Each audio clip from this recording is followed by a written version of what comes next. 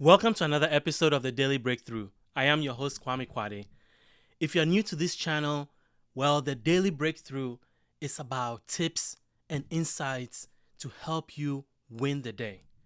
So, if you haven't subscribed to my channel yet, I will urge you to subscribe so that you'll be the first to know when I release a new video about resources, insights that can help you crush your day. Well, today I want to talk about trusting God through your adversity. Now, as you know by now, I am a man of faith, and my relationship with God is completely on the priority list for me. I won't be where I am today if it's not for the mercy and grace of God over my life. So I take that very seriously. And more importantly, I have been through so much.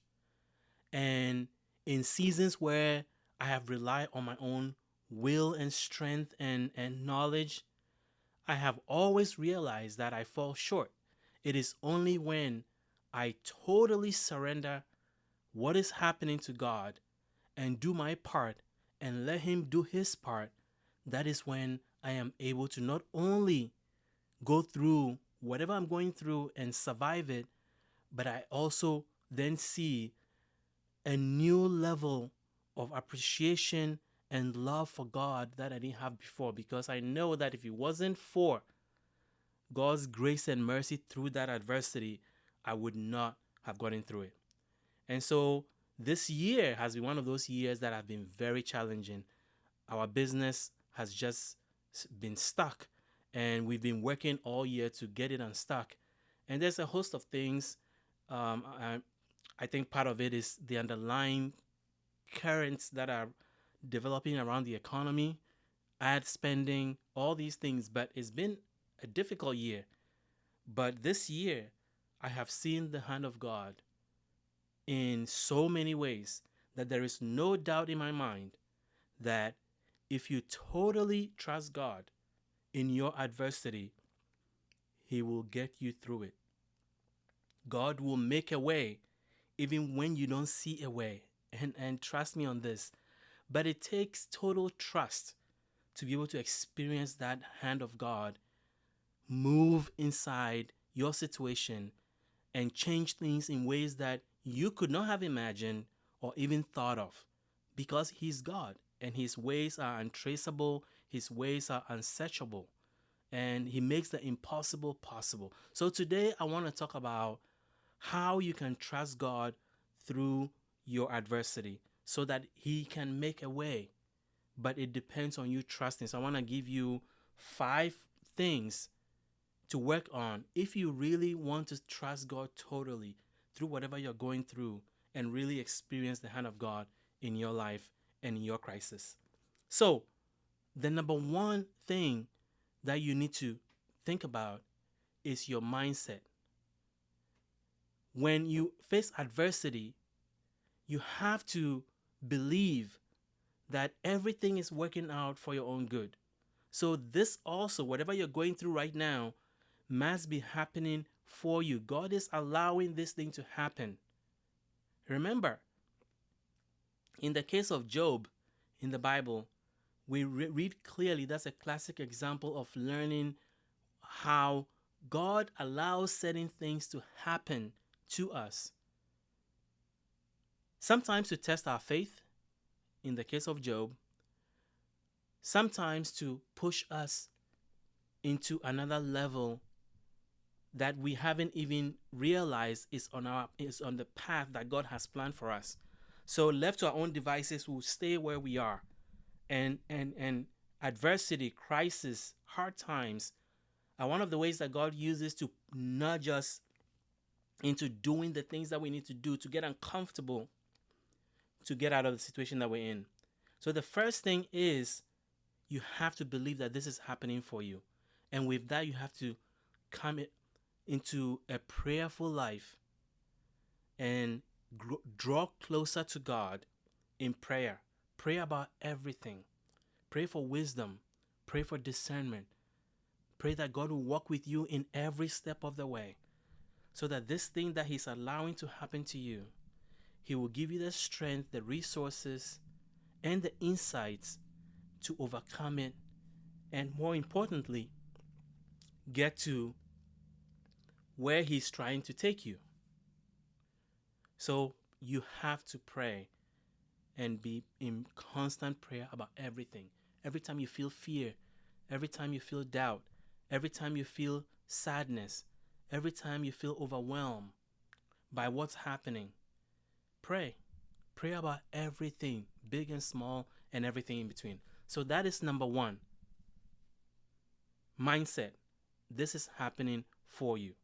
And so embrace it and ask God for wisdom and discernment. Number two, surrender. Surrender the things that are out of your control. When you look at what is happening, you can see the things that are in your control that you can impact, and the things that are not in your control. The things that are not in your control, you have to surrender to God. Because if you don't, those are the things that causes fear and anxiety. And part of trusting God is trusting who He is. And let God be God and you be you. And letting God be God is that God deals with the impossible, the things that are out of our control. And then we, as humans, with the limitations that we have, deal with the things that are in our control. And not everything has to make sense for you to believe that God will take care of it. God is in the business of the impossible. So if it's out of your control, surrender it. And one of the things about surrendering is that you also have your mind let it go. If you're letting it go, if you're letting God have it, then free your mind also from it. And back again, it's about prayer and trusting that God will do it. So number two, surrender. Number three, laser focus on what you can control and be your best at it. You know what happened. You know the role that you played. You know the things that you could have been doing better. Or if God is nudging you into a different direction, you know the thing that God is pushing you to do. You know the discomfort that is required to do the thing that you're avoiding. So those are the things that are in your control. So you have to wake up every day and execute on the things that are in your control and leave it all on the table. You have to be able to tell yourself at the end of the day that I've done everything today to move the ball forward. Because one, that is your responsibility. That is how you get out of this thing. Maximize the things that you can control. Number two, you are giving God something to bless or influence. When you take action, rather than sitting there and pondering and being sad for yourself and feeling sorry and being paralyzed, take action. Take action. Do something. And God will let you know through discernment whether the path you're on is good or not. So action, maximizing your action, doing your best every day, and making sure you're focused on what is in front of you and not worrying about everything that you cannot control. So that's number three. Number four, stop worrying about things that have not happened yet. When we are in situations of adversity, we tend to look at the future and freak about everything, every possible thing that we think may happen. And so we live in fear, and it robs us of today's joy. You have to live in the present. So number four is live in the present. Trusting God means that you have to be able to live your life knowing that He got you.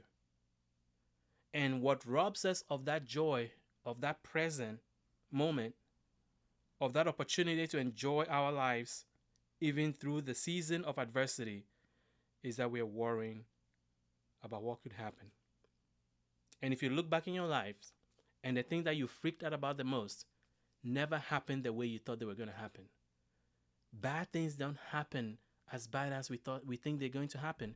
And good things don't happen as good as we think. So we have no control over good and bad.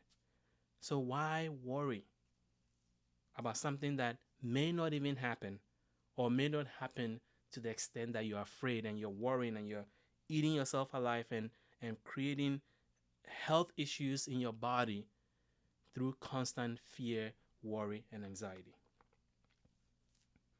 And then number 5, put God to the test. Part of trusting God is putting God to the test, which means that you have to honor your obligations to God. I never stop tithing, especially this season that I'm in. I have been through this too many times to know that no matter what, I have to tithe.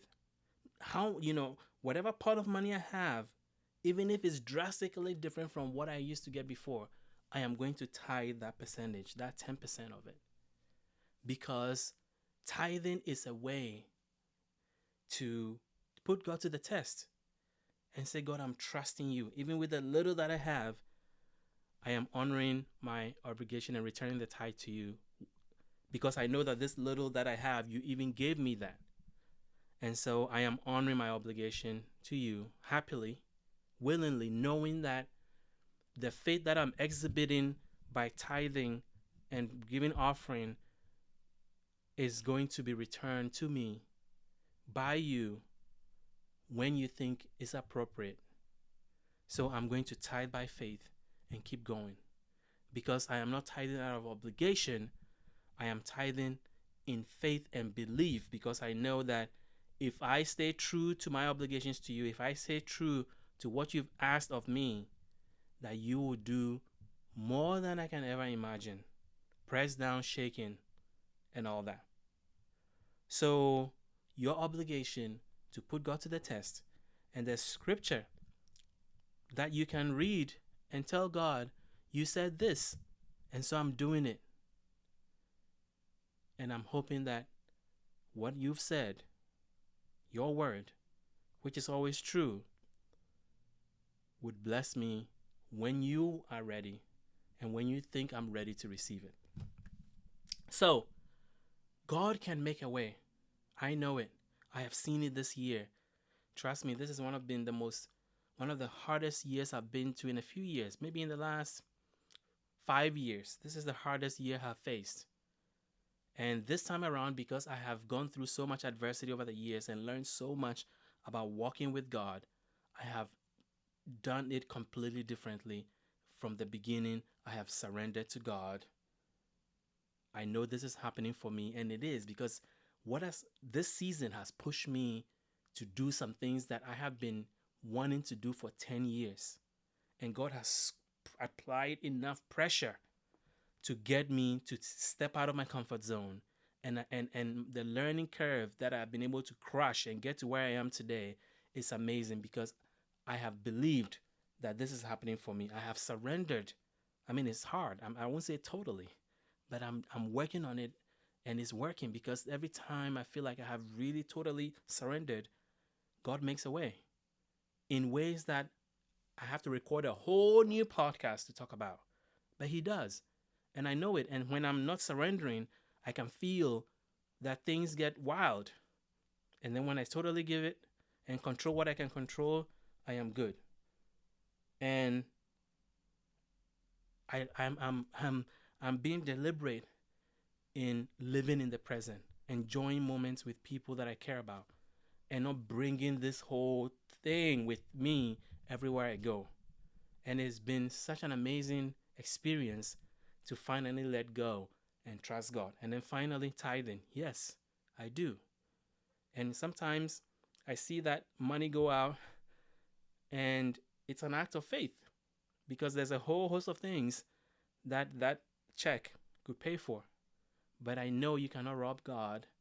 And 2, yes, it could pay for all these things, but what God can do for you is million times over what those little bills you have that you wanted to take that tithe money and pay with. God can change your life in a second in ways that you can never imagine, just because you trusted and you were faithful and you stepped out of faith, on faith, and did what you know was the right thing to do.